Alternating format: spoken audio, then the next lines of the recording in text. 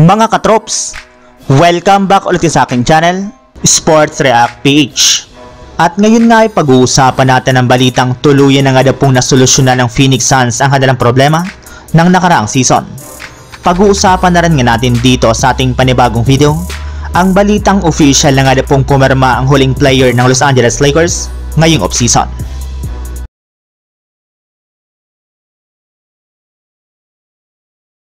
Kabilang nga po mga katrops sa mga rason ng maagang pagkakalaglag ng Phoenix Suns last season ay dahil sa kakulangan nga po nila ng legit na playmaker at point guard na magsasaayos ng kanilang mga ginagawang play sa kanilang mga laro. At sa kabutihang palad naman nga po mga katrops ay mukhang tuluyan na rin naman nga po nila itong nasolusyonan matapos nga po nila na makuha sa free agency ang kanilang pinakabagong point guard si Tyus Jones na nag-average pala nga po last season sa Wizards ng 12 points, 2.3 rebounds at 7.3 assists per game.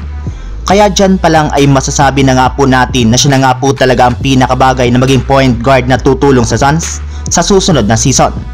Yes, inaasahan nga po na siyang magsiset ng mga plays para sa kanilang tatlong superstar na sina Kevin Durant, Devin Booker at Bradley Beal. At dahil nga po dyan ay sigurado nga po na hindi na sila magkakagulo pa sa paggawa ng opensa. Kaya maging ang sikat na NBA analyst nga po na si Charles Barkley ang nagsabi na mas maganda pa rin nga daw po na meron sila ngayong isang mapagkakatiwalaang point guard sa kanilang lineup.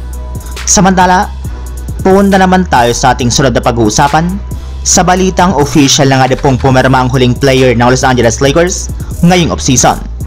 Makalipas nga po mga katrops ang ilang araw mula nang kunin ng Lakers ang kanilang pinakabagong center na si Christian Coloco, ay official na nga po itong pumunta sa headquarters ng kanilang team para pumirma ng two-way contract.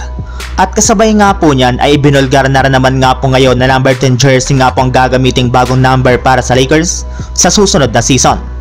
Bukod rin nga po dyan ay ibinulgar naman nga po ng kanilang head coach na si JJ Redick na malaki nga po ang posibilidad na si Christian Coloco ang kanilang maging bagong backup center next season na kapalitan ni Jackson Hayes. Hindi para naman nga po masyadong develop ang laro ni Colin Castleton habang hanggang training camp lang naman nga po ang kontrata ni Kyler Kelly sa Lakers, kaya siya lamang nga po ang maasahan nilang big man sa kanilang kasalukuyang lineup ngayon maliban kina Jackson Hayes at Anthony Davis. At kasabay nga po mga katrops ng pagpunta ni Christian Coloco sa pasilidad ng Lakers ay nakita rin naman nga po niya dito na nag-workout ang kanilang superstar na si LeBron James na sinisimula na nga pong pakondisyonin ang kanyang pangangatawan bago magsimula ang season.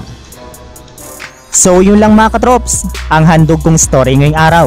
Sana nag-enjoy kayo, please like and subscribe my YouTube channel, Sports React PH, para sa iba pang story at update patungkol sa NBA. Kita-kits muli sa ating susunod na video.